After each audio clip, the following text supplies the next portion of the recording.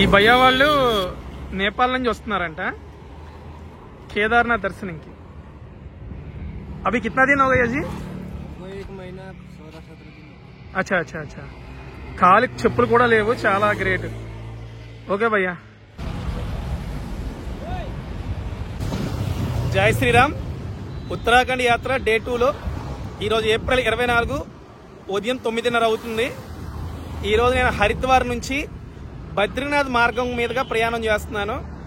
దారిలో రిషికేశ్, దేవప్రయాగ్, కర్ణప్రయాగ్, రుద్రప్రయాగ్ వంటి పంచప్రయాగాలు చూస్తూ జోషి మఠం వరకు ఈరోజు నా ప్రయాణం ఉంటుంది। ఇక యాత్ర కొనసాగిద్దాం।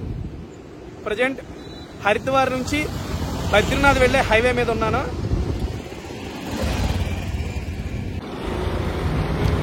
మనకి ఫస్ట్ దేవప్రయాగ వస్తుంది, దాని తర్వాత రుద్రప్రయాగ వస్తుంది, దాని తరువాత కర్ణప్రయాగ వస్తుంది, దాని తర్వాత నందప్రయాగ వస్తుంది। కనుక ముందు మనం చూసేది ఏంటి అంటే దేవప్రయాగ చూద్దాం। దేవప్రయాగ చాలా బాగుంటుంది, అక్కడి నుండే గంగా నది మొదలవుతుంది అన్నమాట। ఓకేనా? ఆ ప్రదేశం అక్కడి నుంచే నదిని గంగా నదిని పిలుస్తారు। ఒక్కసారి ట్రాఫిక్ జామ్ అవుతుంది। ఈరోజు నేను దేవప్రయాగ వెళ్తున్న రూట్లో ట్రాఫిక్ జామ్ అయింది, చూడండి పరిస్థితి ఎలా ఉందో। చాలాసేపటి నుంచి ఉండిపోయాం ఇక్కడ, అంతే। చిన్నపిల్లలు పెద్దవాళ్ళు అందరూ ఉంటారు కనుక ఎప్పుడైనా బద్రీనాథ్ గట్ట వచ్చేటప్పుడు సరైన వాటర్, టైంకి తినడానికి ఏవో డ్రై ఫ్రూట్స్ ఏవో ఖచ్చితంగా పట్టుకోవాలి, లేదంటే సరదా తీరిపోతుంది మనకి। ఈరోజు డేట్ ఏప్రిల్ 24 మధ్యాహ్నం 12 అవుతుంది।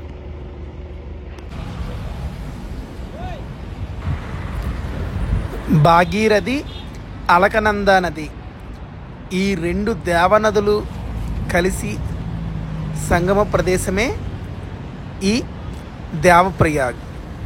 ఇక్కడ నుంచి ఈ నదిని గంగా నది అని పిలుస్తారన్నమాట। ఇంతవరకు ఒకవైపు భాగీరథి అని పిలుస్తారు, మరొక వైపు అలకనందా అని పిలుస్తారు। ఇక్కడ నుండే గంగా నది అని పిలుస్తారనమాట। ఇక కొంత దూరం వెళ్ళిన తర్వాత ఈ అమ్మవారు కనిపిస్తారు। ఈ అమ్మవారు ఎవరో తెలుసా? దారీదేవి అమ్మవారు అని అంటారు అనమాట। ఈవిడ కూడా అత్యంత శక్తివంతమైన అమ్మవారు। ఇక మనం చూస్తున్నది రుద్రప్రయాగ। రుద్రప్రయాగ సంగమ స్థలం అనేది మనం చూస్తున్నాము। చూడండి ఎంత బాగుందో, 2 నదుల సంగమ స్థలం।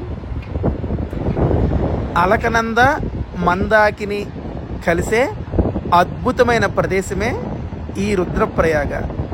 మళ్ళీ మళ్ళీ చూడాలనిపిస్తూ ఉంటుంది। చూడండి ఎంత బాగుందో, మధ్యలో ఈ బ్రిడ్జి గట్ట చూసారా ఎంత అద్భుతంగా కనిపిస్తుందో। ఇక ముందుకు వెళ్దాం। బద్రీనాథ్ పంచప్రయాగ యాత్రలో భాగంగా ఇప్పుడు మనం రుద్రప్రయాగ ఆల్రెడీ దాటిపోయాము। ఇప్పుడు నెక్స్ట్ మనం వెళ్తుంది కర్ణప్రయాగ్। ఆల్రెడీ మనం దేవప్రయాగ్, రుద్రప్రయాగ్ 2 చూసాము, ఇప్పుడు కర్ణప్రయాగ్కి ప్రయాణం అవుతున్నాం।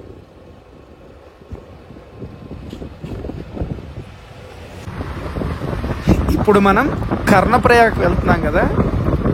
ఈ కర్ణప్రయాగ్లో కర్ణుడు ఆలయం కూడా ఉంటుందండి। ఈ 2 నదులు కలుస్తాయి అన్నమాట।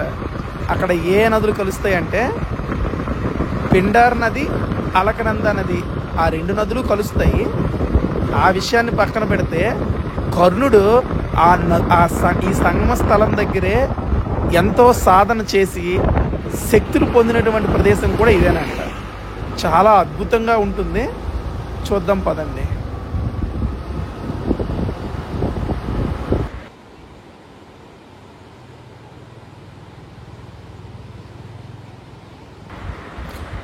ఇదేనండి కర్ణప్రయాగ। ఇప్పుడు నేను ప్రజెంట్ పిండార్ నది పైన నిలబడ్డాను। అవతల వైపు ఏముంది? అలకనందా నది ఉందన్నమాట। ఇదిగోండి పక్కన బండి ఉన్నది। మళ్ళీ కొంత దూరం వస్తే ఇది కనిపిస్తుందండి। ఇదేమిటనుకుంటున్నారు? నందప్రయాగ్ అన్నమాట। నందప్రయాగ్ ఈ 2 నదులు సంగమం। నందాకిని నది మరియు అలకనందా నది, ఈ 2 నదులు కలిసిన సంగమ ప్రదేశమే ఈ నందప్రయాగ్ అండి. చాలా అద్భుతంగా ఉంటుంది. పక్కనే మరి ఇప్పటికే లేట్ అయిపోయిందని చెప్పేసి ఇక్కడ పీపుల్ కోర్ట్లో రూమ్ తీసుకున్నానండి. మిగిలిన మరొక ప్రయాగ ఉన్నది, మరొక సంగమం మరియు జోషిమట్టు, బద్రీనాథ్ దగ్గర వరకు నేను డే 3 వీడియోలో మీకు పోస్ట్ చేస్తాను. ఓకేనా? ఇక ఈ నైట్కి ఈ రూమ్లో ఇక్కడ స్టే చేస్తున్నాను అనమాట. అదే విషయం. రూమ్ అయితే బాగానే ఉన్నాయి, ఇటువంటివి ఇక్కడ తీసుకున్నాను. ఇది నాకు 1500 రూపాయలు పడిందండి ఈ ఒక్క నైట్ ఉండడానికి.